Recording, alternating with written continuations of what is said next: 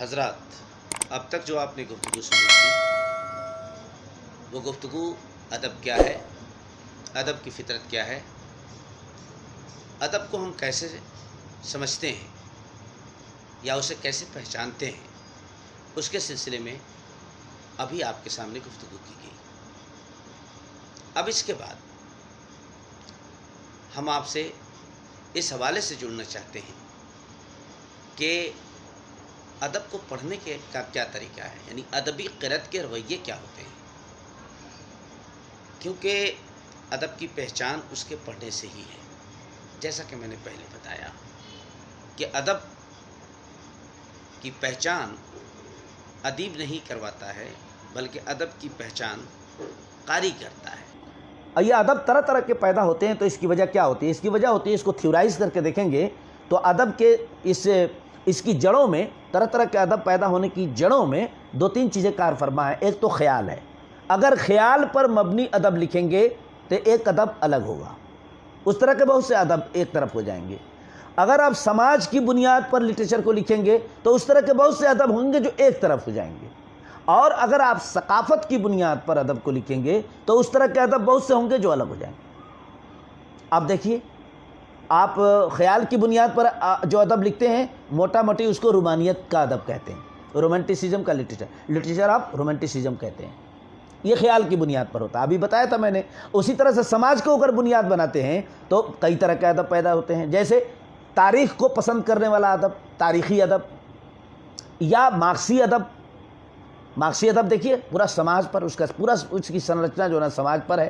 لیکن جیسے ہی آپ ثقافت کو کے پیش نظر ادب لکھتے ہیں تو ادب کی بہت ساری قسمیں سامنے آ جاتی ہیں۔ مثلا قاری اساس ادب سامنے آ جاتا ہے، مثلا مابعد جدید ادب سامنے آ جاتا ہے، مثلا ثقافتی ادب سامنے آ جاتا ہے، بہت ساری چیزیں اس کے اندر سے سامنے آ جاتی ہیں۔ اب آپ سے ایک سوال ہم کریں، اور آپ بھی غور کیجئے، میں بھی غور کروں، کہ ادب جو ہے وہ ہم اپنے آپ ہی لکھنے لگ جاتے ہیں یا ہمارے ارادے کا بھی کوئی دخل ہوتا ہے اس میں؟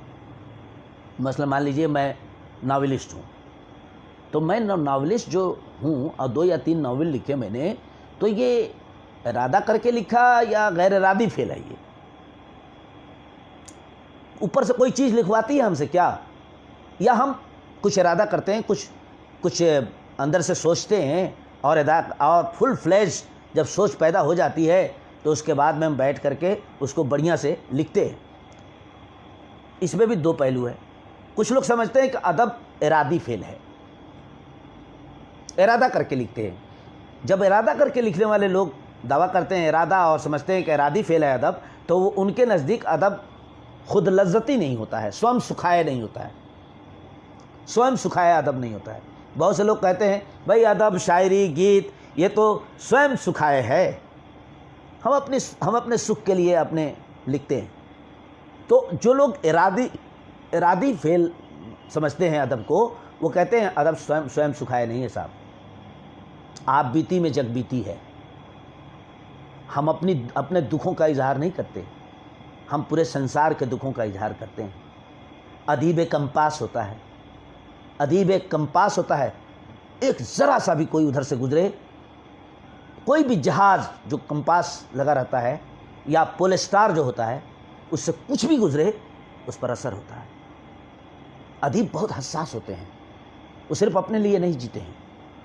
یہ ایک عجیب و غریب قسم کی مخلوق ہے، اس لیے شاعری کو جزوے پیغمبریست کہا گیا، پیغمبری کا جزو کہا گیا۔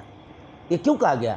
کیونکہ سمجھا گیا کہ ادب ارادی فعل ہے، ہم اس سے کچھ بدلنا چاہتے ہیں، کچھ بدلنا چاہتے ہیں۔ جب ارادی فعل ہے ادب تو تحریکیں پیدا ہوتی ہیں، تحریک کے زیر اثر ادب پیدا ہوتا ہے۔ جیسے ہمارے یہاں ادب لطیف کی تحریک، ہمارے یہاں رومانوی ادب کی تحریک، ہمارے یہاں ترقی پسندی کی تحریک چلی، ہمارے یہاں جدیدیت کا رجحان پیدا ہوا۔ ان سب کے تحت ہم نے ادب لکھا، کیونکہ ہم نے سمجھا کہ ادب میں ہم جو کچھ بھی سوچتے ہیں ہمارا ارادہ اس میں کام کر رہا ہوتا ہے، اور جب ہم غیر ارادی فعل کے تحت ادب لکھتے ہیں یا اس نظریے کو مانتے ہیں تو ادب ہمارے لیے نقل بن جاتا ہے۔ ہمارے لیے ادب ایک نقل ہے، اور ہمارے لیے ادب سوئم سکھائے بن جاتا ہے۔ اور اس طرح سے ہم دیکھتے ہیں تو ایک سوال اور پیدا ہوتا ہے کہ آپ نے دیکھا ہوگا کتابوں میں کہ کہیں کہیں لکھا رہتا ہے ادبی ڈسکورس، کہیں کہیں لکھا رہتا ہے ادبی ڈسکورس. تو ادبی ڈسکورس کے کیا معنی ہوتے ہیں؟ ادب تو اپنے آپ میں ادب ہی ہے، تو پھر ڈسکورس کیوں لگا رہے ہیں آپ؟ تو ادبی ڈسکورس کیوں لکھتے ہیں؟ اس کو کیا لکھنے کی ضرورت ہے بھائی؟ ادب تو اپنے آپ میں ایک ایسا لا ینحل مسئلہ ہے، ایک ایسا لا ینحل مسئلہ ہے ادب کہ اس کو سلجھانا مشکل ہے، تو اس میں سے آپ ڈسکورس بھی اس میں لگا دیجئے آپ. تو ادبی ڈسکورس اس لیے کہتے ہیں یا کہ ہم سمجھتے ہیں کہ ادب کلامیہ ہے یا نہیں. اگر ادب کلامیہ ہے، ڈسکورس ہے، تو ڈسکورس کا مقصد کیا ہوتا ہے؟ ڈسکورس کا مقصد ہوتا ہے کوئی بات ایسی کہنی جو سننے والے پر اثر کرے اور وہ بدلے، وہ بدل جائے، اس میں تبدیلی آ جائے. تو ایسے ادب کو ڈسکورس پر مبنی ادب کہتے ہیں. تو پوچھا جاتا ہے کہ ادب کا کلامیہ سے کیا رشتہ ہے، یا ادب کلامیہ ہے یا نہیں؟ تو میں تو مانتا ہوں کہ ادب ایک کلامیہ ہے. یہ آئینہ نہیں ہے صاحب، ادب ایک آئینہ نہیں ہے، آئینہ دکھانے والا ہے. اب تک ہم literature is the mirror of society لکھتے تھے نا، وہ غلط ہے. ادب آئینہ نہیں ہے، آئینہ دکھانے والا ہوتا ہے. تو اب آہستہ آہستہ ادب کو ہم لوگوں نے ایک ڈسکورس کے طور پر دیکھا. اس کے آگے اب بڑھے تو ایک زمانہ ایسا آیا جس میں بہت سی چیزوں کی موت کا فلسفہ سنایا گیا. مثلا ایلیٹ نے ناول کی موت کا فیصلہ سنایا، مثلا ایڈمن ولسن نے شاعری کی موت کا فلسفہ سنا دیا، لارنس نے انسانی سروکار اور انسانی تعلقات پر مبنی شاعری کا فیصلہ موت کا فیصلہ سنا دیا، اور آلون کرنان نے لاسٹ میں ادھر 1990 میں آ کر کے ادب کی موت کا فیصلہ سنا دیا. ادب کی یہ موت کے فلسفے کیوں سنائے گئے؟ اس لیے ادب جس طرح سے لکھا جا رہا تھا، ادب کے جو وسائل تھے جدید ٹیکنالوجی کی وجہ سے، انٹرنیٹ اور موبائل، انسٹاگرام، فیس بک اور طرح طرح کی جو سہولیات آج دستیاب ہیں، جو بصارتی دنیا یہ بن گئی ہے کہ ہر چیز دکھ رہی ہے، ہر چیز نظر آ رہی ہے، امیجز اتنے سستے ہو گئے ہمارے سامنے کہ ادب کی تصویریں ماند پڑ گئی. اب ادیب کیا کرے؟ ریڈیو کے سامنے، ٹیلی ویژن کے سامنے، فلم کے سامنے، انٹرنیٹ کے سامنے، فیس بک کے سامنے، انسٹاگرام کے سامنے، ادیب کیا کرے؟ کیسے لکھے کہ وہ چیزیں دکھے اور وہ جو دکھائی دے رہی ہیں چیزیں اس سے الگ ہو؟ اسی کو محسوس کرتے ہوئے ان لوگوں نے ادب کی موت کا فلسفہ سنایا. لیکن ادب کبھی مرے اورے گا نہیں، یہ ایک محاورتاً فیصلہ ہے جو دیا گیا جدید تکنیکی وسائل سے ڈسرپشن کی وجہ سے، خوف کی وجہ سے ایک فیصلہ سنا دیا گیا ادب کی موت کا. لیکن ادب مرے گا نہیں، یہ ایک محاورتاً موت کا اعلان کیا گیا تھا. تو صاحب ادب میں ایک اور چیز ہوتی ہے. آپ پڑھیں فزکس کے بارے میں، کیمسٹری پڑھیں، بایولوجی پڑھیں، ہسٹری پڑھیں، دنیا بھر کے جتنے علوم پڑھیں گے اس میں کتنے کوڈ ہوتے ہیں؟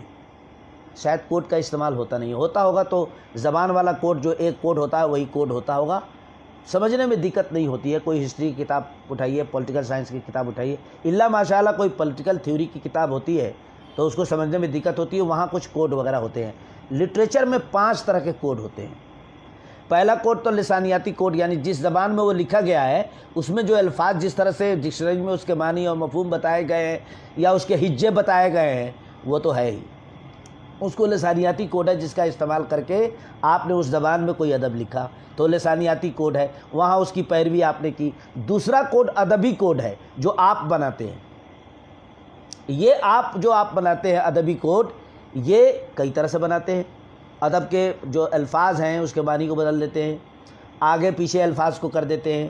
الفاظ کے جو ساؤنڈس ہیں ہو سکتا ہے دبا دیں آپ، الفاظ کے جو ساؤنڈ ہے ہو سکتا ہے بڑھا دیں آپ، کہیں پہ آپ تشدید پیدا کر دیں، کہیں پہ آپ دباؤ پیدا کر دیں. میں کھاتا ہوں، یہ میں جو ہے جس پر دبانے کا کام کیا گیا کہ میں کھاتا ہوں، یہ والا لہجہ آپ نے اس میں بھر دیا ہو تو یہ کوڈ آپ پیدا کرتے ہیں جس کو آپ ادبی کوڈ کہتے ہیں. ادب لکھنے والا یہ کوڈ پیدا کرتا ہے. تیسرا کوڈ ہوتا ہے صنفی کوڈ، یعنی کس صنف میں وہ لٹریچر لکھا گیا ہے. اب صنف کی وجہ سے ایک کوڈ پیدا ہوتا ہے. آپ کو معلوم ہونا چاہیے غزل کیا ہوتی ہے، غزل کیسے بنتی ہے، غزل میں کتنے اشعار ہوتے ہیں، غزل میں اور کیا کیا ہوتا ہے، غزل میں جو ہے نا قطع بند اشعار کیسے آ جاتے ہیں، غزل میں مقطع کیا کام کرتا ہے، مطلع کا شعر کیسا ہونا چاہیے، حسن مطلع کس کو کہتے ہیں، اور بیت الغزل کس کو کہتے ہیں، اور غزل کہاں سے آئی، اور غزل کی کیا خوبیاں ہیں، اور غزل کے صنفی انفراد کیا ہیں، یہ سب آپ جانتے ہیں تب نہ ادب پڑھتے ہیں یا ادب لکھتے ہیں۔ یہ بھی ایک کوڈ ہے۔ تو ادب میں ایک یہ کوڈ ہوتا ہے۔ اس کے علاوہ عہد کا کوڈ ہوتا ہے، ایج کا کوڈ ہوتا ہے۔ جس ایج میں لٹریچر لکھا جاتا ہے اس ایج کی اپنی ڈیمانڈ ہوتی ہے، اپنی سوچ ہوتی ہے، اپنی زبان ہوتی ہے، زبان کا اپنا طریقہ ہوتا ہے، برتاؤ کا اپنا طریقہ ہوتا ہے۔ اس عہد میں کچھ فلسفے ہوتے ہیں، ان فلسفوں کے پیچھے، ان فلسفوں کے خلاف میں کوئی فلسفہ ہوتا ہے، اس عہد میں کوئی تحریک ہوتی ہے، اس عہد میں کوئی شخصیت ہوتی ہے، اس عہد میں کوئی صنف بڑی ہوتی ہے، اس عہد میں کوئی صنف زیادہ کارگر ہوتی ہے۔ یہ سب چیزیں عہد میں ہوتی ہے۔ اس عہد میں، جس عہد میں آپ ادب کو لکھتے ہیں یا ادب، جس عہد کے ادب کو آپ پڑھتے ہیں، تو اس کے کوڈ کو بھی آپ کو سمجھنا ہوتا ہے۔ تو صاحب دیکھا آپ نے 4 کوڈ ہو گئے ادب کے۔ اب 5واں کوڈ جو ہے مصنف کا کوڈ ہے۔ مصنف خود ایک کوڈ ہے، مصنف کو خود آپ کو ڈیکوڈ کرنا پڑتا ہے۔ مصنف کوڈ کیسے ہے کہ مصنف جب ادب لکھتا ہے تو غالب دیکھتا ہے، غالب پہلے بہت بڑے شاعر ہیں، اب ہم بھی غزل لکھ رہے ہیں، تو سب سے پہلے تو وہ غالب کو نیچا دکھانے کی کوشش کرتا ہے، غالب کو زیر کرنے کی کوشش کرتا ہے، غالب سے الگ زبان استعمال کرنے کی کوشش کرتا ہے، غالب سے ڈیویٹ کرنے کی کوشش کرتا ہے۔ اس ڈیویشن میں وہ نئی زبان کا استعمال کرتا ہے، خوبصورت زبان کا استعمال کرتا ہے، تو ایک کوڈ بن جاتا ہے، اس کا اپنا ایک اسٹائل بن جاتا ہے، اس کی اپنی ایک روش قرار پا جاتی ہے۔ تو 5 طرح کے کوڈ سے لٹریچر تیار ہوتا ہے صاحب۔ اس لٹریچر کے بارے میں آپ لوگ گفتگو کر رہے ہیں، اس لٹریچر کو آپ دیکھ رہے ہیں، جس لٹریچر کے بارے میں ہم نے بتایا۔ تو لٹریچر کے بارے میں کچھ تعریفیں ہیں، تعریفیں کی گئی ہیں انگریزی میں۔ آپ نے سنسکرت کی تعریف سن لی، اب 2-3 تعریفیں انگریزی کی سن لیجئے۔ ایک صاحب ہے ٹیری ایگلٹن۔ ٹیری ایگلٹن جو ہے وہ بے ایمان آدمی نہیں ہے۔ وہ جانتے ہیں کہ سنسکرت میں بڑے بڑے لوگ، عربی میں بڑے بڑے لوگ پیدا ہوئے ہیں، وہ جانتے ہیں اس بات کو، اس لیے میں ان کو بہت پسند کرتا ہوں، ٹیری ایگلٹن صاحب کو۔ ان کی ایک کتاب ہے لٹریچر تھیوری، اس میں ایک باب ہے واٹ از لٹریچر۔ اس میں وہ جگہ لکھتے ہیں ادب کے بارے میں کہ literature is a noise of culture as well as the information. Literature is the noise of culture.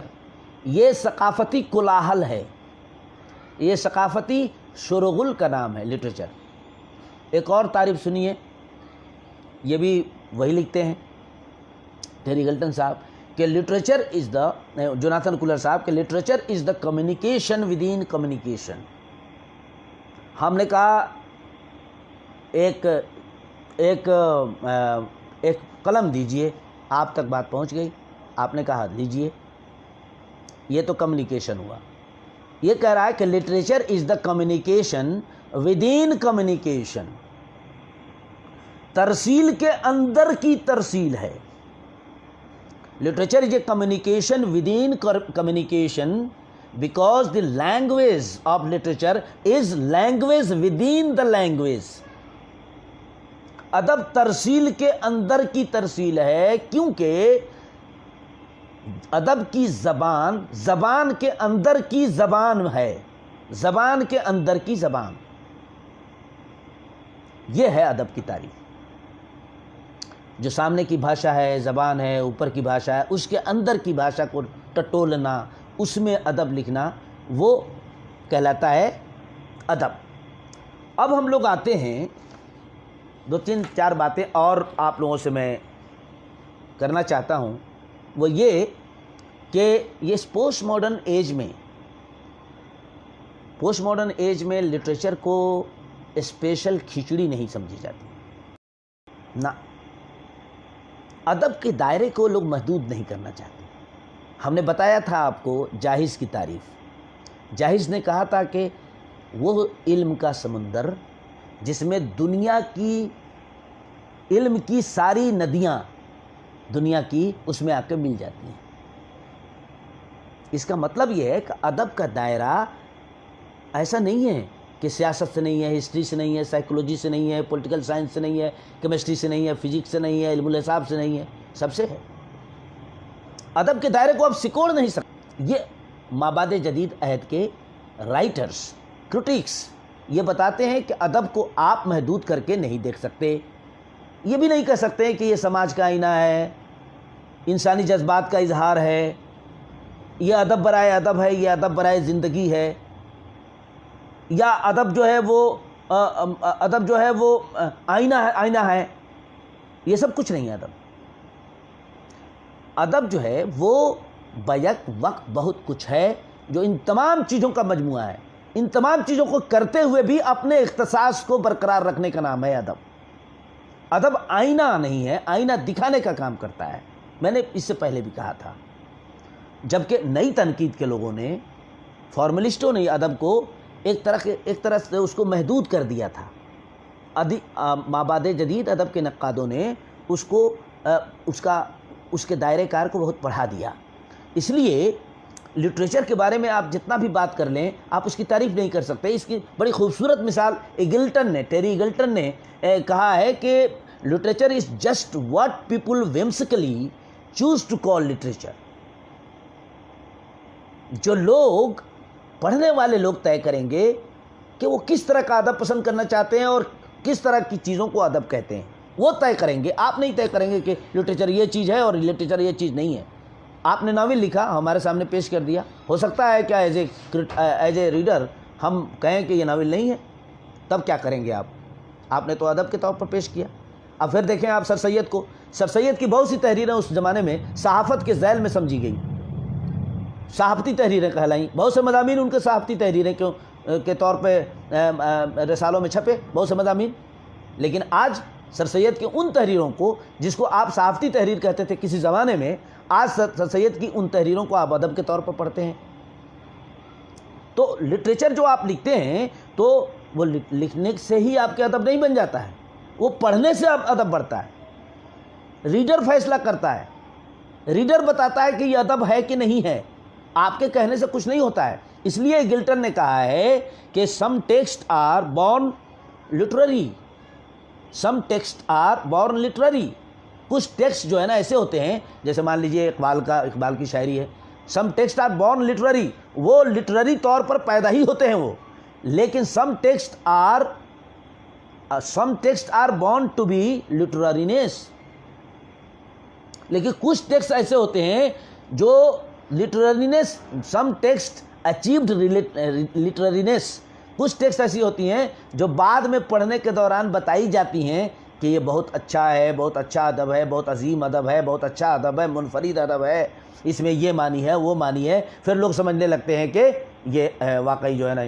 ورنہ آپ دیکھیے غالب کی شاعری، جو غالب آپ کے لیے اتنا بڑا شاعر ہے کہ آپ اس کے خلاف کچھ نہیں سننا چاہتے ہیں، دنیا کا سب سے بڑا شاعر ہو گیا ہے. لیکن جب وہ 16 17 18 سال 19 سال 20 سال کی عمر میں دلی میں شاعری کر رہے تو کوئی شاعر سمجھ رہا تھا ان کو؟ کوئی نہیں شاعر سمجھ رہا تھا. ان کے سسر جو ہے، ان کے خسور خود اپنے مشاعرے میں، اپنی ادبی نشست میں ان کو نہیں بلاتے تھے. کہتے تھے وقت کیا شاعر ہے، یہ بکواس شاعری کرتا ہے. میر تقی میر نے ایک زمانے میں کہہ دیا تھا یہ لڑکا جو ہے نا بہت آل فال بکتا ہے، اگر صحیح ہو گیا تو بڑا شاعر ہو جائے گا. میر تقی میر نے غالب کے بارے میں کہا تھا. تو ٹیری ایگلٹن کیا کہہ رہا ہے آپ سے کہ some text are born to be literary.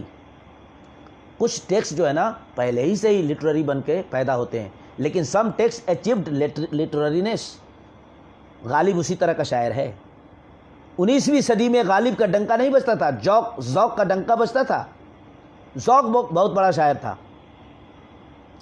دربار میں غالب کی رسائی نہیں تھی، سیکنڈ گریڈ تھے دربار میں غالب. کیا محسوس کرتے ہوں گے وہ؟ 19ویں صدی میں غالب کی کوئی پوزیشن نہیں تھی. لیکن زمانہ بدلا. جیسے ہی ہم 20ویں صدی میں داخل ہوئے، ریڈنگ ہیبٹ، پڑھنے کا طریقہ، پڑھنے کی ضرورت بدلی، ہورائزن بدلا، تناظر بدلا، ذوق کہیں رہ گئے پیچھے اور غالب کا ڈنکا بجنے لگا. آج غالب جتنا بڑا شاعر ہے، ذوق نہیں ہے ان کے سامنے. اور کل ذوق سے بڑے شاعر، ذوق سے بڑا شاعر کوئی تھا ہی نہیں، ایون غالب بھی نہیں. تو آپ دیکھتے ہیں کہ پڑھت ریڈنگ کیسے چیزوں کو بدل دیتی ہے. اور یہ ریڈنگ کیا ہوتی ہے؟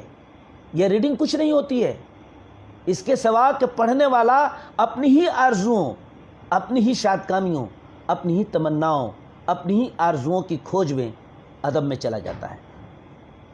جب وہ کوئی ناول، کوئی افسانہ، کوئی شاعری پڑھتا ہے تو وہ شاعر کے دیے گئے معنی کو، وہ شاعر کی کہی گئی باتوں کو کہیں پیچھے چھوڑ دیتا ہے. وہ تو دراصل اپنی ہی آرزوؤں کو، اپنی ہی آنسوؤں کو اور اپنی ہی مسکراہٹوں کو لے کر اس میں داخل ہوتا ہے اور اپنی ضرورت کی چیزیں چھانٹ لیتا ہے. اس کے لیے غالب یا تو برا ہو جاتا ہے یا بڑا ہو جاتا ہے. اس کے لیے غالب یا تو ریجیکٹ کرنے کی چیز بن جاتا ہے یا ایکسیپٹ کرنے کی چیز بن جاتا ہے. اس لیے کہا گیا ہے کہ reader, we read the text we write. جب ہم لوگ متن کو پڑھتے ہیں تو پڑھتے نہیں ہیں، لکھتے ہیں. We read the text we write. ہم جو متن کو پڑھتے ہیں تو اسے لکھتے ہیں، بدلتے ہیں. متن کوئی فنش پروڈکٹ نہیں ہے. جیسے دال بھات، آپ نے بھات چاول بنا دیا، آپ کہہ سکتے ہیں فنشڈ ہے؟ نہیں. ابھی آ کر کے بڑی بڑھیا بتائے گی ابھی 2 آنچ کی کمی ہے اس میں 2 آنچ کی کمی ہے، 2 آنچ کی کمی رہ گئی ہے. ابھی آپ گوشت بنا دیں، آ کر بڑی ہماری جو ہوں گی گھر کی، وہ آ کر کے بتا دیں گی کہ ابھی 3 آنچ کی کمی ہے. اس میں کوئی بھی چیز فنش پروڈکٹ نہیں ہے. آپ یہ مان کے چلیے کہ آپ جو ادب دیکھتے ہیں، جو پڑھتے ہیں، وہ فنش پروڈکٹ نہیں ہے.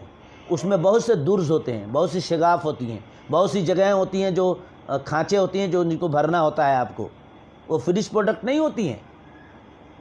ادبی چیزیں، ادبی تحریریں یہ انفنش پروڈکٹ ہوتی ہیں. اس لیے قاری کی ضرورت پڑتی ہے. اور قاری جب اس گیپس کو، ان انفنش چیز کو فنش کر کے اپنی ضرورتوں کے مطابق اور اپنے فلسفے اور اپنی ضرورت اور اپنی تہذیبی زندگی کے مطابق جب اس میں سے نئے معنی دریافت کرتا ہے تو وہی ادب کل جو کچھ اور تھا آج کچھ اور ہو جاتا ہے.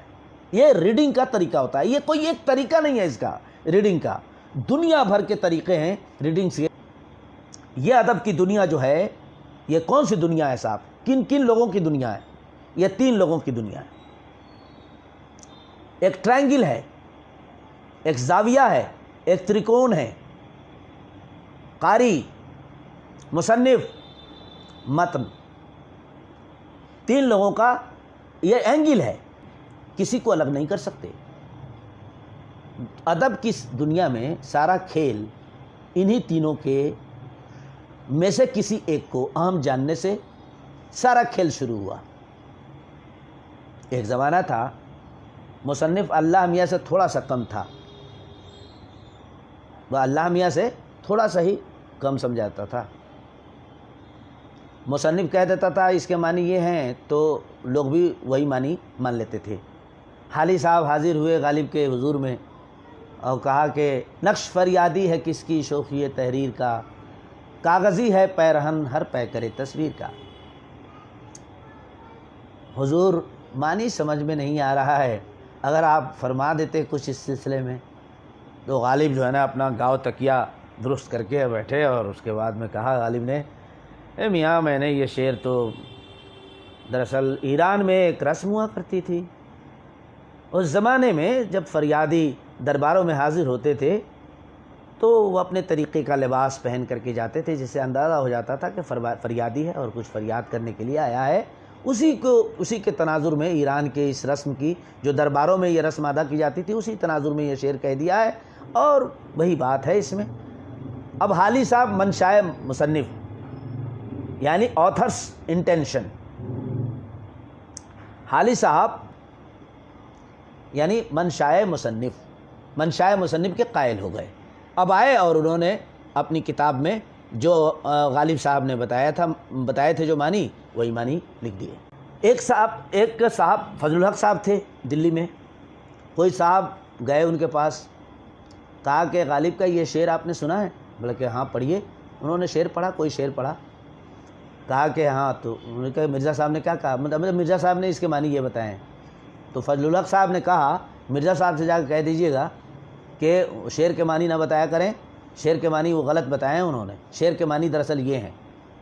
وہ آدمی آیا اور کہا کہ بتائیے تو، غالب کے بتائے گئے معنی کو یہ رد کر رہے ہیں۔ انہوں نے آ کر کے غالب صاحب سے کہا، غالب نے یہ کہا کہ فضل الحق صاحب صحیح کہہ رہے ہیں۔ بہت بعد میں مصنفین کو یہ سمجھ میں آیا، شاعروں کو سمجھ میں آیا کہ اپنے سے بک بک نہ کریں، کچھ لکھیں تو اپنے سے معنی پر پہرے نہ لگائیں۔ اور کب تک پہرے لگائیں گے؟ ٹیکسٹ ٹائم، متن کا زمان جو ہوتا ہے، ٹیکسٹ ٹائم جو ہوتا ہے وہ ریڈنگ ٹائم سے کبھی میل نہیں کھاتا۔ The text time is another phase and the reading time has its another phase، endless phase. اس زمانے سے جس زمانے میں لکھا گیا، متن کے زمان میں پڑھا گیا، جب متن لکھا گیا، مصنف مر گیا اور صدیوں تک اور قیامت تک پڑھا جائے گا۔ کہاں کہاں آپ جائیں گے معنی بتانے؟ لہٰذا مصنف کو بڑا اہم سمجھا جاتا تھا۔ آہستہ آہستہ یہ نشہ ذہن سے اترا، اور یہ نشہ ذہن سے اترا تو تاڑ سے گرے کھجور میں اٹکے۔ ایک زمانہ آیا کہ متن کو، مصنف کو ایک طرف کر دیا گیا، اور حیت پسندوں نے پھر کیا کیا کہ متن کو سب سے اہم مان لیا۔ یہ متن اہم ہے۔ اب متن کی مہما منڈل شروع۔ متن کی مہما منڈل کرنے کے بعد میں یہ بتایا گیا کہ نہ قاری کی ضرورت ہے متن کو، نہ مصنف نے تو لکھ دیا، ان کا کام ہو گیا، ختم ہو گیا، وہ الگ رہیں۔ متن از خود انگور کی طرح ہے جس میں معنی رس کی طرح بھرا ہوا ہے۔ اس میں قاری ذرا سا بھی چھیڑ چھاڑ کرے تو معنی خود ابل کر کے باہر آ جاتا ہے۔ ضرورت ہی نہیں ہے کسی ذہن کاری کی، متن اپنے آپ میں مکمل ہے۔ اور یہی بات بتانے کے لیے اس موضوع کا انتخاب کیا گیا ہے، ادبی قرأت کے رویے۔ یہ دو رویے تو تھے، ابھی تیسرا رویہ یہ ہے کہ نہ مصنف کو آپ سامنے لا سکتے ہیں، اس کو حکم جان سکتے ہیں، نہ متن کو۔ بھائی متن ایک خاموش چیز ہے۔ متن لکھنے کے بعد میں متنکار اس سے الگ ہو گیا ہے، اور ریک میں پڑی ہوئی کوئی کتاب خاموشی سے کسی کا انتظار کر رہی ہے، کسی قاری کے انتظار میں ہے وہ متن۔ جب متن کے پاس قاری پہنچتا ہے تو متن واقعی، متن میں بہت سی ایسی میکانزم ہوتی ہے، بہت سے ایسے ریشے اور دھاگے ہوتے ہیں، ایک ذرا چھیڑیے پھر دیکھیے کیا ہوتا ہے، اور پھر ذہین قاری چھیڑ دے اسے تو پھر تو متن اس کے ایسے گلے لگتا ہے کہ وہ دوستی ہوتی ہے، وہ لڑائیاں ہوتی ہیں، وہ بحثیں ہوتی ہیں قاری سے اور متن سے، کہ پھر دیکھیے معنی کا کیسا چراغاں ہوتا ہے، جس کو ہمارے پرکھے پرنیا نے کہا ہے کہ چکماک رگڑنے کا، جیسے چکماک رگڑتے ہیں نا، تو چکماک کے رگڑنے سے جیسے چنگاری نکلتی ہے، اسی طرح سے متن سے جب قاری ٹکراتا ہے تو چنگاری کی طرح معنی برآمد ہوتا ہے، معنی برآمد ہوتی ہے چنگاری کی طرح۔ تو کہنے کا مطلب یہ ہے کہ مصنف اہم نہیں ہے، متن اہم نہیں ہے۔ اہم نہیں ہے سے مطلب یہ مت سمجھیے متن نہ ہو تو ہم قاری کیا کریں گے، گھوئیاں چھلیں گے؟ نہیں، ہمارا وجود ہی نہیں رہے گا۔ متن ہے، متن کے اپنے فنکشن ہیں، اپنے تفاعل ہیں، اس کی لمیٹیشن ہے۔ اب اس کا ایک تیسرا پارٹ ہے قاری، وہ اس متن کمپلیٹ نہیں ہوا ہے جب تک کہ نہیں پڑھا گیا، جب تک کہ کسی قاری نے پڑھ کر کچھ نہیں کہا اس پہ، وہ کمپلیٹ نہیں ہے۔ کوئی خوبصورت حسینہ اگر بن سنور کر بیٹھی ہو اور زندگی بھر اسے کوئی یہ نہ کہنے والا ملے کہ کتنی حسین ہو آپ، تو اس کے حسن کا کیا معنی، اس کے حسن کے معنی کیا؟ وہ مر نہیں جائے گی، ختم نہیں ہو جائے گی۔ مان لیجئے کہ ایک مصرع سنا آپ نے میر کا، تو بند مٹھی چلا جا اس چمن میں، انگریز سمجھ سکتا ہے اس کو؟ نہیں سمجھ سکتا ہے۔ ہمارے یہاں بند مٹھی کا جو ایک کنسیپٹ ہے، اس پر اگر بات کرنا شروع کر دیں آپ بند مٹھی پر، تو گھنٹوں تو آپ اسی پر گفتگو کریں گے کہ بند مٹھی کس کو کہتے ہیں۔ یہ محاورہ بھی ہے، یہ کوڈا ہے، اس میں سوشل سیمیٹکس ہیں، دنیا بھر کی چیزیں ہیں، اس میں تصوف ہے، تصوف کی گہرائیاں ہیں، عرفان کی گہرائیاں ہیں بند مٹھی میں۔ ایک بند مٹھی کا استعمال کیا جس سے دوسری تہذیب کا آدمی نہیں سمجھ سکتا، اس کے کنونشن سے واقف آدمی ہی میر کے اس شعر کی داد دے سکتا ہے۔ اور بند مٹھی چلا جا اس چمن میں، زباں رکھ غنچہ ساں، زباں رکھ غنچہ ساں اپنے دہن میں، بند مٹھی چلا جا اس چمن میں۔ یہ غنچہ سا دہن کوئی کیوں رکھے بھائی؟ اس کا جواب کون دے گا بھائی؟ اس کا جواب میر صاحب دیں گے؟ نہیں، میر صاحب تو پتہ نہیں کب اس دنیا سے اوپر چلے گئے، وہ اب کہاں موجود ہیں؟ ان کا کوئی بیان بھی موجود نہیں ہے اس شعر کے بارے میں کہ بند مٹھی سے مراد کیا ہے، اور غنچہ سا دہن میں یہ کیا، اس سے کیا مراد ہے، یہ بھی بتانے کے لیے نہیں آئیں گے وہ۔ تو کون دے گا بھائی جواب؟ متن دے گا جواب۔ حیات پسند نقادوں سے پوچھئے، متن دے گا جواب۔ متن جو انگور کا گچھا ہے جس میں معنی بھرا ہوا ہے، تو چھیڑ تو رہے ہیں ہم، معنی باہر آ جائے، کیوں نہیں آ رہا ہے معنی باہر؟ یہ جواب قاری دے گا صاحب، آپ دیں گے، آپ ہیں اس کے حکم۔ آپ کے ذہن میں سوال اٹھے گا اپنے ایج کے مطابق، میر کے ایج کو چھوڑ کر کے آپ اس ایج میں اس شعر کو پڑھیں گے، اس عہد میں اس شعر کو پڑھیں گے، اور آپ جواب دیں گے کہ کیا معنی ہو سکتے ہیں، گنچا سا دہن کا مطلب کیا ہے، اور یہ جواب قاری دے گا۔ اچھا، دہن میں زباں کو گنچا رکھنے کی تلقین، جو یہ گنچا بند یہ کیا ہے؟ یہ خاموشی ہے۔ اور اب یہ خاموشی کیسے ہے؟ آپ نے وہ یہ غنچہ جو ہے، یہ جو کلی ہوتی ہے، اس کو پتیاں جو ہے ایک تو خود بند ہوتی ہے، اور اوپر سے ہوتا یہ ہے کہ پتیاں بھی اس کے ارد گرد جو ہے نا اس کو بند کیے ہوئے رہتی ہیں۔ کیا بات کہہ دی ہے! آپ خود سمجھیے، یہ دنیا، یہ سنسار، یہ ارد گرد کی دنیا جس میں آپ رہتے ہیں، یہ کتنی پراسرار دنیا ہے، کیا آپ سمجھ پائیں آپ اس کو؟ یا اب جو کچھ بھی ہو رہا ہے اس زمانے میں، کیا آپ سمجھ پا رہے ہیں اس کو؟ کیا آپ کے پاس کوئی زبان ہے ایسی جس سے آپ اس دنیا کو جو آپ آنکھوں سے دیکھ رہے ہیں آج اس کرونا کے پیریڈ میں، اس دنیا کو سمجھ سکیں؟ نہیں۔ زباں رکھ گنچا ساں اپنے دہن میں، بند مٹھی چلا جا اس چمن میں۔ کبھی اسرار نہیں کھلتے دنیا کے، آتے ہیں ہم لوگ، چلے جاتے ہیں۔ ارے ایک پوائنٹ پر بھی دنیا کے ہم لوگ نہیں سمجھ پاتے کہ دنیا کیا چیز ہے۔ یہ ہماری کمزوری ہے۔ یہ بات کہنے کی کوشش کر رہا ہے، اسی پر بات ہوگی تو 1 گھنٹے بات ہوگی، میں زیادہ ڈیٹیل میں نہیں جانا چاہتا۔ ہمارے انگریز بھائیوں نے جو سمجھایا اس کو چھوڑ دیجئے، ذرا سا فارسی والے کا ایک شعر سن لیجئے کہ پڑھنے کے کیا معنی ہوتے ہیں، پڑھنے کی کیا امپورٹنس ہوتی ہے۔ وہ کہتے ہیں ایک شعر میں کہ شعر گفتن گرچہ دور شفتن بود،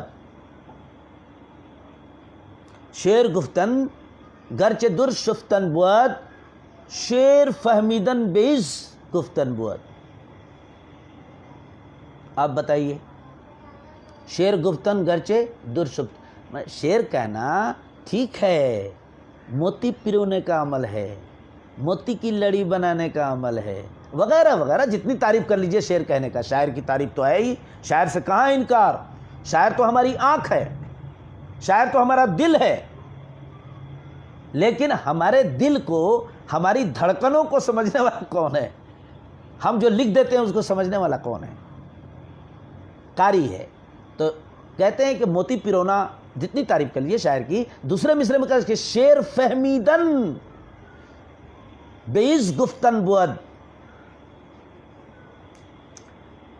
ہم جو سمجھ پائے ہیں اس شعر کو، وہ یہ کہہ رہا ہے کہ جیسے جگن ناتھ صاحب کہتے ہیں کہ قاری جو ہوتا ہے وہ نٹراج ہوتا ہے، اور نٹراج کیا کرتا ہے آپ تو جانتے ہی ہیں، نٹراج تو جانتے ہی نا کہ کون کس کو کہتے ہیں نٹراج، تانڈو تو سمجھتے ہوں گے آپ۔ تو قاری جو ہے نا نٹراج ہوتا ہے، جو تانڈو کرتا ہے متن میں، اور معنی کا چراغا ہوتا ہے۔ تو شعر فہمیدن، شعر کو پہچاننا، شعر کو سمجھنا، شعر کے بارے میں بتانا، شعر فہمی، یہ بہت اہم چیز ہے. یہ ہمارے شعریات میں، ہمارے ہندوستان میں، ہمارے مشرقی شعریات میں، ہماری مشرقی شعریات میں اس کو بڑی امپورٹنس، بڑی اہمیت دی گئی ہے شعر فہمیدن کی، شعر فہمی کی. کہنے کا مطلب یہ ہے کہ قرأت کے مختلف رویے ہو سکتے ہیں، قرأت کے مختلف نظریے ہو سکتے ہیں. اس کو سمجھانے کے لیے میں ایک دو مثالوں کے بعد آپ کی زحمت تمام کرنا چاہتا ہوں. وہ مثال یہ ہے کہ ریڈر جو ہے کتنے طرح کے ہوتے ہیں. یہی بات ہم کر رہے تھے. ریڈر بھی کوئی ایک طرح کے نہیں ہوتے ہیں. ایک امپلائڈ ریڈر ہوتا ہے. امپلائڈ ریڈر جو ہوتا ہے وہ، جیسے مان لیجئے کہ میں کتاب لکھ رہا ہوں اور میں جانتا ہوں کہ یہ کتاب کون کون لوگ پڑھیں گے. تو مان لیجئے گوپی چند نارنگ کا نام ذہن میں آ رہا ہے، کوثر مظہری کا، زبیر شاداب کا ہے نا نام آ رہا ہے، پروفیسر خورشید صاحب کا نام میرے ذہن میں ہے کہ یہ لوگ پڑھیں گے. تو ان کے مبلغ علم سے ہم واقف ہیں، وہ ہم سے تھوڑا واقف ہیں. تو یہ اپنے زمانے کے وہ ریڈر ہوتے ہیں جو آپ سے ملتے ہیں، آپ سے بات کرتے ہیں، آپ ان سے متاثر ہوتے ہیں، آپ سے وہ متاثر ہوتے ہیں اور ان کو ذہن میں رکھ کے آپ کچھ لکھتے ہیں. تو وہ امپلائڈ ریڈر ہوتا ہے. یہ ریڈر بھی ضروری ہوتا ہے شاعر اور مصنف کے لیے. وہ اس کا ذرا یار بھی ہوتا ہے، اس کا ساتھ بھی دیتا ہے. لیکن اسی کے ساتھ ساتھ ایک مخاطب قاری ہوتا ہے. جیسے اس وقت آپ لوگ مخاطب قاری ہیں میرے، ہم مخاطب قارئین کے درمیان اس وقت موجود ہیں. فوری جو ریڈر مخاطب ہوتے ہیں، جس کو مخاطب قاری کہتے ہیں، یہ لوگ جو ہے نا بھی متن کو بنانے میں ایک اہم رول ادا کرتے ہیں. لیکن یہ کرٹیکل نہیں ہوتے، یہ زیادہ کرٹیکل نہیں ہوتے، نہ ان کی اتنا زیادہ ویلیو ہے. کس کی ویلیو ہے؟ وہ ہے اس کو کہتے ہیں واقعاتی قاری، ایکچول ریڈر کون ہوتا ہے؟ وہ متن سے باہر ہوتا ہے. جیسے مان لیجیے میں نے کتاب لکھی اور امریکہ میں کوئی پڑھ رہا ہے، کہیں کوئی پڑھ رہا ہے، یہ ایکچول ریڈر ہوتا ہے. تو ایکچول ریڈر سے ہی بات بنتی ہے. اب یہ قرأت کے رویے کیسے بدلتے رہتے ہیں، کیوں بدلتا؟ مولا بخش جو ہے اگر کفن پڑھتے ہیں اور گوپی چند نارنگ کفن پڑھتے ہیں اور شمس الرحمن فاروقی کفن پڑھتے ہیں، تو کیا تینوں ایک ہی جیسے بات کریں گے؟ نہیں بھائی. شعر و ادب کوئی جو یہ نہیں ہے، علم الحساب کا فارمولہ نہیں ہے شعر و ادب کا پڑھنا کہ لمبائی گنے چوڑائی برابر ہے چھیترفل. یہ ہمیشہ یہ فارمولہ ایک ہی طرح کا رہے گا. بھائی شعر و ادب نہ مستطیل ہے نہ مربع ہے. شعر و ادب تو جتنی نظر، جتنی آنکھیں، جتنے دماغ، اتنے ہی انٹرپریٹیشن، اتنی ہی تشریحات. شعر و ادب میں طرح طرح کی باتیں آتی ہیں سامنے اور طرح طرح کے ہم معنی نکالتے ہیں. سب کو آزادی ہے. ادب سب سے بڑی جمہوریت ہے، اس لیے کہ اس میں قاری کو فراغت نصیب ہے. اس لیے ادب سب سے بڑی جمہوریت ہے. اس سے بڑی جمہوریت کسی ڈیموکریٹک کنٹری میں ہو بھی نہیں سکتی. یہ سب سے بڑی جمہوریت ہے جس میں سب کو بولنے کی آزادی ہوتی ہے، سب کو سوچنے کی آزادی ہوتی ہے، سب کو اپنے طرح سے معنی نکالنے کی آزادی تو ہوتی ہے کسی بھی شعر سے. تو آپ دیکھیں کہ آپ ایک نظم ہے ان کی، اپنے فیض احمد فیض کی، تنہائی. رویے میں پڑھوں، کوئی اور پڑھے، کیسے کیسے معنی برآمد کریں گے. یا افسانہ کفن ہے، اب تک اس کی قرأت جاری ہے. اب تک اس میں قاضی افضال نے، گوپی چند نارنگ نے، مولا بخش نے اور علی احمد فاطمی نے اور فلاں نے اور دنیا بھر کے لوگوں نے اب تک اس پر لکھا ہے. اگر اس پر جمع کریں تو آپ اس پر ایک موٹی سی کتاب آ جائے گی جو کفن کے تجزیے کے حوالے سے لکھے گئے مضامین کی. اگر اس کو کلیکٹ کریں تو ایک پوری کتاب بن جائے گی.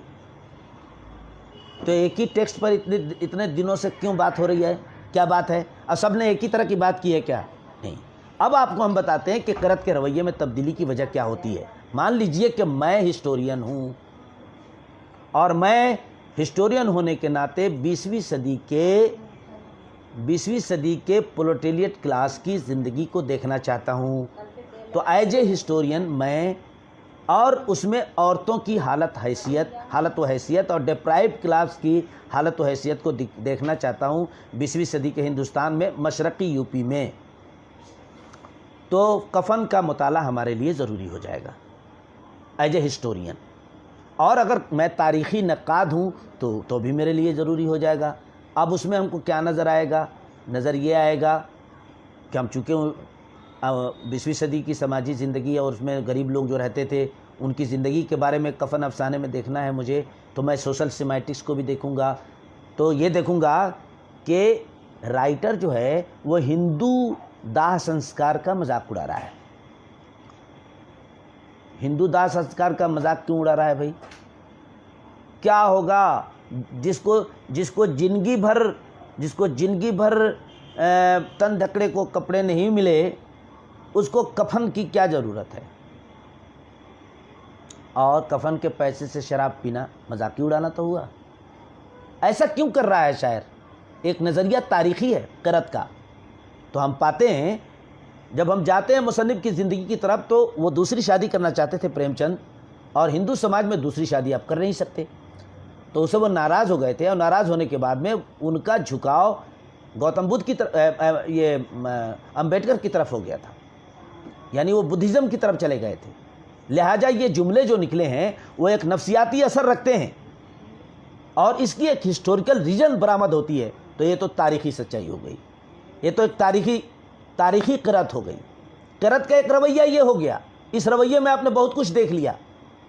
ایک آدمی اننوئنگلی بغیر نام لیے ہوئے ہندو داہ سنسکار کا مذاق اڑا رہا ہے، صاف 5 روپئے سے بجائے کفن خریدنے کے شراب خانے میں جا کر کفن خریدنے کے بجائے شراب خرید کر کے پی رہے ہیں، اور پینے کے بعد میں چکھنا جو بچ گیا ہے کچھ شراب، اسی سے دان پن کا بھی کام کر رہے ہیں۔ یعنی ایک بھک منگا آتا ہے مانگنے کے لیے ان کے پاس، تو خود بھک منگے ہیں ان کو یہ لوگ دے دیتے ہیں، اس کو دے دیتے ہیں اس بھک منگے کو، صاف مذاق اڑایا۔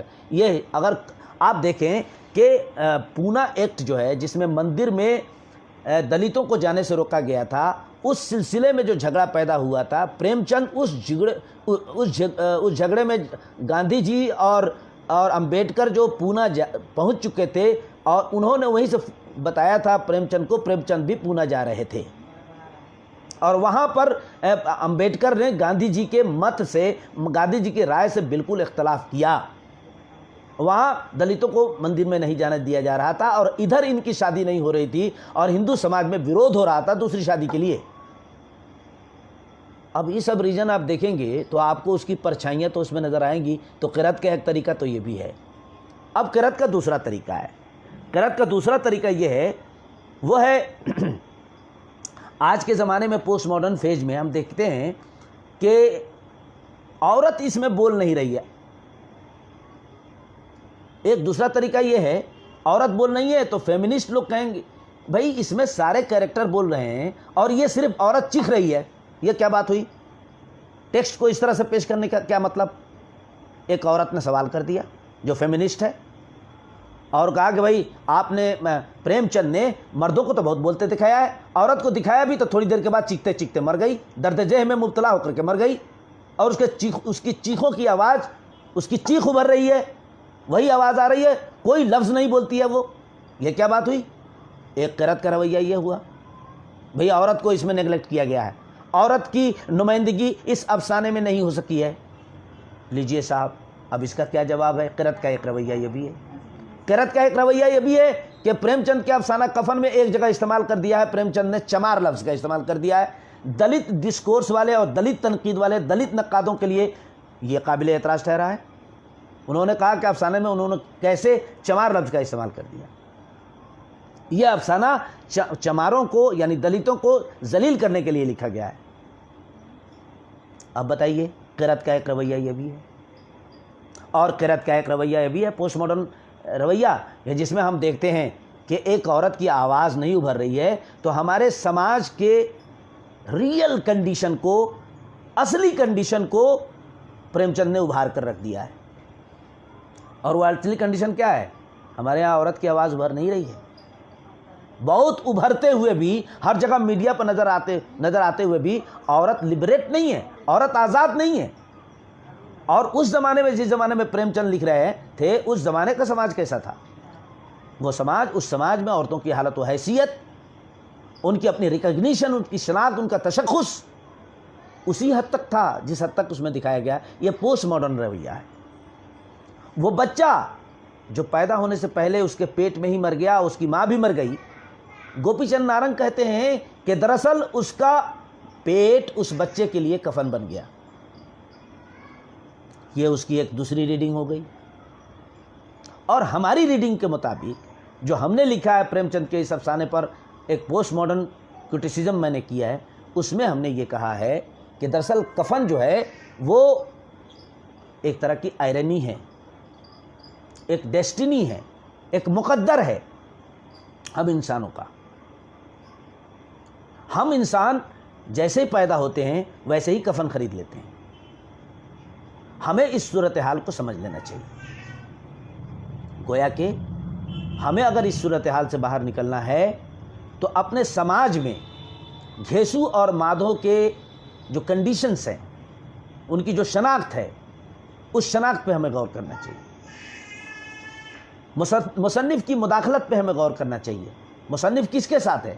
مصنف اس میں ایک جگہ کہتے ہیں پریم چند، جس کو اتھوریل نیریشن کہتے ہیں، اتھوریل نیریشن میں کہ ہم تو کہیں گے کہ گھیسو اور مادھو صحیح تھے، کہ وہ دھوکہ دے کر کے لوگوں سے پیسے اینٹ لے رہے تھے، کہ اس سماج میں ایسے ہی لوگوں کو ہونا چاہیے، جہاں کے بڑے لوگ، جہاں کے ٹھاکر، جہاں کے اپر کلاس کے لوگ، جہاں کے زمیندار لوگ اس طرح سے استحصال کرتے ہوں، ایسے سماج میں گھیسو اور مادھو جیسے لوگوں کی ضرورت ہے، جو ایسے لوگوں کو ٹھگ لیں، ڈچ کر سکیں ایسے لوگوں کو۔ تو مصنف ان کے ساتھ ہو جاتا ہے۔ There are so many reason behind it. تو قرأت کے بہت سارے طریقے ہو سکتے ہیں، بہت ساری وجوہات ہو سکتی ہیں۔ When we read the text we write the text. Writer proposes and instruct. Writer proposes and instruct. Reader disposes and reconstruct. Writer propose کرتا ہے، جیسے کوئی عاشق اپنے معشوق کو پرپوز کرتا ہے، اور ریڈر کون ہے؟ وہ معشوق ہے۔ اور معشوق چاہے آپ کا پھول لے آپ کے منہ پہ مار دے، کیا کر لیں گے آپ؟ کچھ نہیں۔ اور ریسیو کر لے تو بڑے خوش ہوں گے آپ۔ تو writer proposes and instruct. Writer propose کرتا ہے، انسٹرکٹ کرتا ہے، لیکن آپ اس کے انسٹرکشن کو مانتے ہیں ایک لمحے کے لیے بھی نہ؟ آپ گریس دیتے ہیں، ضرورت پڑنے پر آپ گریس دیتے ہیں۔ اب اس بات سے آپ کو یہ اندازہ ہو گیا ہوگا کہ بڑا سوورن پاور ہے بھائی reading has a great sovereign power. نہیں، سوورن پاور نہیں ہے، سب کچھ آپ نہیں کر سکتے۔ ایک گائیڈنگ پرنسپل ہے جو آپ کے ساتھ ہے۔ کوئی بھی بات آپ کسی ٹیکسٹ کے بارے میں نہیں کر سکتے جو آبجیکٹو نہ ہو، جو منطق اور جو دلائل سے خالی ہو، ایسی بات نہیں کر سکتے۔ اور ہمیشہ آپ یہ بھی نہیں کر سکتے کہ تاریخ کو بھول جائیں، تہذیب کو بھول جائیں، متن جس محور پہ لکھا ہے اس کو بھول جائیں۔ ہمیشہ یہ نہیں کر سکتے آپ کے مصنف کو بھول جائیں، مصنف ایک دم بالکل جو ہے نا ایک طرف اٹھا کر کے ان کو پھینک ہی دیں مصنف صاحب کو، ایسا نہیں کر سکتے۔ بات کے ادوار میں جو ریڈنگ ہیبٹس پہ، ریڈنگ کمیونٹی پہ جو کتابیں آئی ہیں، جو آج کے جو مطالعات ہیں، ان کی روشنی میں یہ باتیں بہت کھل کر سامنے آ گئی ہیں کہ writers are not always wrong. In which sense? In the sense of giving some material to readers, saying like that, it is this and it is this. یہ صحیح ہے، یہ صحیح ہے، یہ میں نے کہا ہے، وہ کہا ہے، اس کو دیکھ لیجئے، اس کو دیکھ لیجئے، پریفیس میں لکھ دیا، ادھر ادھر لکھ دیا، فٹ نوٹس لکھ دیا، آپ کو ورگلایا، آپ کو کہا کہ ایسے پڑھیے ویسے پڑھیے، یہ سب کرتے ہیں رائٹر۔ تو آپ اس کو ایک طرف کر دیتے ہیں۔ یہ ہمیشہ نہیں کرنا چاہیے۔ کبھی کبھی رائٹر بھی ریڈر کے ساتھ ہوتا ہے، اور ریڈر کو رائٹر کی بات بھی ماننی چاہیے کبھی کبھی۔ جیسے مان لیجئے کہ ڈھاکہ سے واپسی پر ایک عنوان دیتے ہیں نظم کا اقبال فیض، اور عنوان دینے کے بعد میں وہ کہتے ہیں پڑھیے ڈھاکہ سے واپسی پر۔ اب ڈھاکہ سے واپسی پر آپ نظم پڑھتے ہیں تو نظم سے جو معنی برآمد کرتے ہیں تو آپ فوراً اس ہسٹوریکل بیک گراؤنڈ کو آپ دیکھتے ہیں، اس ہسٹوریکل بیک گراؤنڈ میں جاتے ہیں اور جا کر کے آپ کہتے ہیں کہ فلاں فلاں زمانے میں ڈھاکے میں وہ گئے تھے، وہاں پر کوئی سمٹ ہوا تھا، وہاں کوئی میٹنگ ہوئی تھی، اور وہ میٹنگ ملک میں ایسے ایسے مسئلے کے لیے تھی، اور لہٰذا یہی باتیں اس نظم میں کہی گئی ہے، تو آپ نے معنی برآمد کر لیا۔ یہ کوئی برائی نہیں ہے اس میں۔ مصنف نے ڈھاکہ سے واپسی پر یعنی نظم کو ڈیٹڈ کر دیا ہے، ڈیٹڈ ایک خاص ڈیٹ سے جوڑ دیا ہے، یہ تو ہے معاملہ، لیکن آپ نظم کا عنوان ہٹا کر ایک طرف رکھ دیجیے، ڈھاکہ سے واپسی پر، اور پھر پڑھیے نظم کو، تو نظم کے معنی بدل جائیں گے۔ تو نظم کے وہ معنی جو دیے گئے تاریخی تناظر جو دیے گئے تاریخی تناظرات تھے اس کو جب آپ نے ہٹا دیا تو معنی تو ایک دم کھلا ہو گیا، کھلا سیاق ہو گیا، تو آپ اس سے بہت زیادہ اور معنی اخذ کر سکتے ہیں۔ تو کبھی کبھی ٹیکسٹ کو سمجھنے کے لیے مصنف کو بھی سامنے رکھنا چاہیے، اور لوگ کرتے ہیں ایسا، اور کبھی کبھی تاریخی تناظر کو بھی سامنے رکھتے ہیں کہ اس کے بغیر متن سمجھ میں نہیں آتا ہے، اور کبھی کبھی ایسا ہوتا ہے کہ ان دونوں کی کارفرمائیاں اگر زیادہ سامنے آ جائیں تو ٹیکسٹ سے معنی برآمد کرنا، نیا معنی برآمد کرنا بہت مشکل ہو جاتا ہے۔ نقش فریادی ہے کس کی شوقی، کیا وہ نمرود کی خدائی تھی بندگی میں میرا بھلا نہ ہوا؟ بڑا آسان ہے سوانحی معنی اس میں سے دریافت کرنا۔ انگریزوں کے پیریڈ میں غالب صاحب کی پینشن بند ہو گئی تھی، پینشن نہیں ملنے کی وجہ سے بہت پریشان تھے بیچارے، اور اسی لیے انہوں نے کہا کیا وہ نمرود کی خدائی تھی بندگی میں میرا بھلا نہ ہوا؟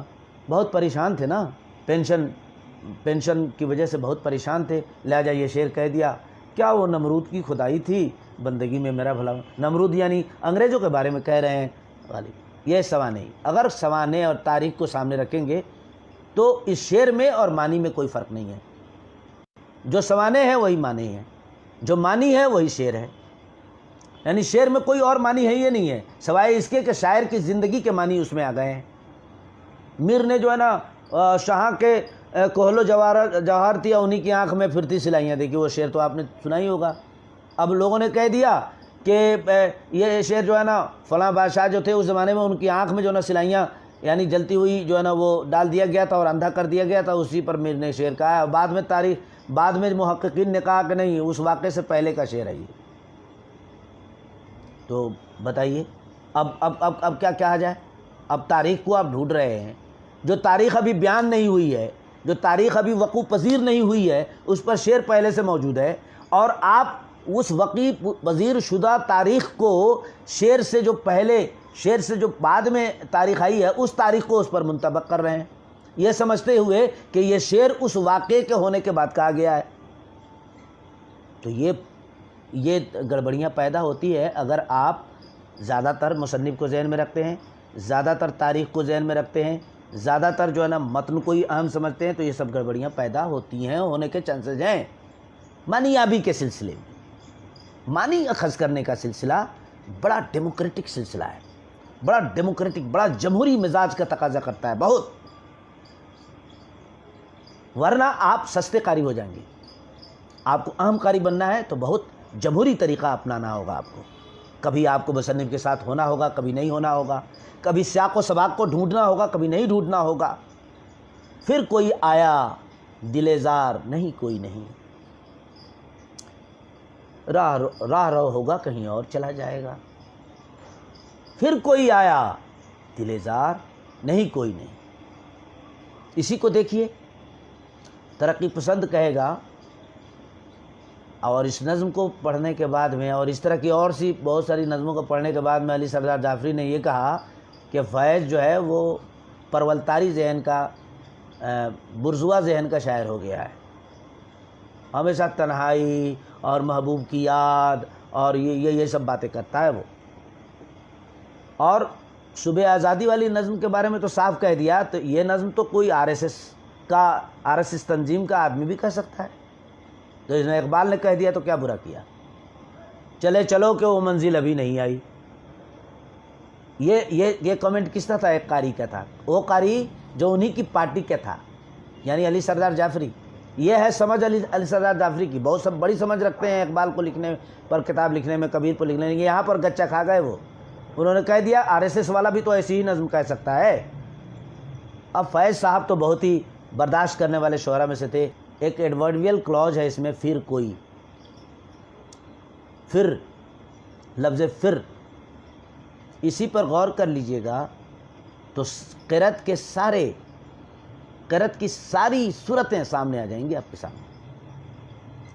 یہ ریسائکلنگ کچھ ہوا ہے ایسا جو بار بار ہو رہا ہے.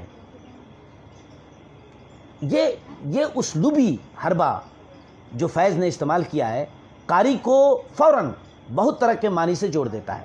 مثلا ایک قاری مجھے سمجھ لیجئے اس وقت، وہ جو یہ سمجھ رہا ہے کہ محبوب جو اکثر آتا رہا ہے نا، ایسا لگ رہا ہے آ جانے کا تھا، ایسا لگتا ہے کہ آ گیا. ڈھل چکی رات، بکھرنے لگا تاروں کا غبار، سو گئے راستہ تک تک کے ہر ایک راہ گزر، گل کرو شمع بڑھا دو میں و منا وہ میں ایاغ، اپنے بے خواب کنواڑوں کو مقفل کر لو، اب یہاں کوئی نہیں، کوئی نہیں. یہ نظم تو آپ نے پڑھی ہوگی. ہم نے کچھ مصرے اسرے چھوڑ دیے، جتنا یاد تھا اتنا پڑھا. اب اس میں محبوب کا سیاق سامنے رکھ لیجئے، ایک معنی برآمد ہو جاتے ہیں. بھئی انتظار میں تو ایسا ہوتا ہی ہے. ارے بھائی دوست اگر انتظار کرنے کو دوست کو کہہ دیجئے اور آپ 5 منٹ لیٹ ہو جائیے تو دوست آپ کو دل میں تو گالیاں بکی سکتا ہے اور بے صبری سے انتظار کرتا ہے. وہ کیفیت اکتاہٹ کی، جھنجھلاہٹ کی، جو عشق و محبت میں انتظار کے دوران اکثر جو کیفیت پیدا ہوتی ہے، اس کی طرف اشارہ کیا گیا ہے. اگر اسی کے لیے یہ نظم کہی ہے ہمارے فیض احمد فیض صاحب نے، تو کیا کہی ہے؟ بات دراصل یہ نہیں ہے. جمالیات کا چور دروازہ فیض نے کھول دیا ہے. جمالیات کا چور دروازہ مطلب عشق و عاشقی کی باتیں، محبوب کا انتظار. جمالیات کے اس چور دروازے کو کھولنے کے بعد آپ کو مدعو کر لیا ہے. آؤ، آپ جو پسند کرتے ہیں نا جمالیات کا، جو جمالیاتی ترفقاری کا جو پہلو ہوتے ہیں اس کے ترفقاری کے، وہ آپ کو پسند ہے. آپ عشق و عاشقی کی شاعری کو پسند کرتے ہیں. وہی اسلوب رجسٹر کے طور پر استعمال کر لیا ہے. بہت گہری بات کہی ہے. ترقی پسندوں کو اسی نظم کی بنیاد پر فیض احمد فیض کو بہت بڑا شاعر سمجھ لینا چاہیے تھا. پھر کوئی آیا، مجھے تو ایسا لگ رہا ہے اس شعر میں کہ وہ صدیوں سے بنتے ہوئے ہندوستان کا نقشہ کھینچ رہے ہیں. ایک آیا ہندوستان میں سکندر تھا، ایک آیا ہندوستان میں فلاں تھا، ایک آیا ہندوستان میں تاریخ بدلا فلاں آیا، تاریخ بدلا انگریز آئے، اس سے پہلے مسلمان آئے، تاریخ بدلا انگریز آئے. یہ سلسلہ جو انگریزوں پر رکا، یہ سلسلہ تھم گیا کیا؟ کوئی نہیں آیا اس کے بعد. کیا آپ کو انتظار ہے کہ پھر کوئی انگریز آئے؟ پھر کوئی آیا دلزار نہیں، کوئی نہیں. یہ جو گرے ایریا ہے اس نظم میں آنے کے سلسلے میں، جو ایک ہسٹوریکل پروسیس کی طرف، پھر کوئی آیا، سو گئے راستے تک تک کے ہر ایک راہ گزر. راستہ، راہ، یہ سب ڈینوٹ کرتے ہیں. بہت ہی ایسے سائن، ڈبل کوڈ ہیں یہ، جو ہسٹوریکل پرسپیکٹو میں آپ کو لامحالہ جانے پر مجبور کرتے ہیں. کیا ہندوستان میں آنے جانے والوں کا یہی سلسلہ رہے گا؟ کیا نہیں آنے والوں کا جو سلسلہ رک گیا ہے، وہ سلسلہ نفسیاتی طور پر باقی ہے؟ تنہائی کو آپ اس طرح سے بھی پڑھ کے دیکھیے. ایک قاری نے یہ فیصلہ دیا. تو قرأت کے بہت سے طریقے ہو سکتے ہیں، قرأت کے بہت سے رویے ہو سکتے ہیں.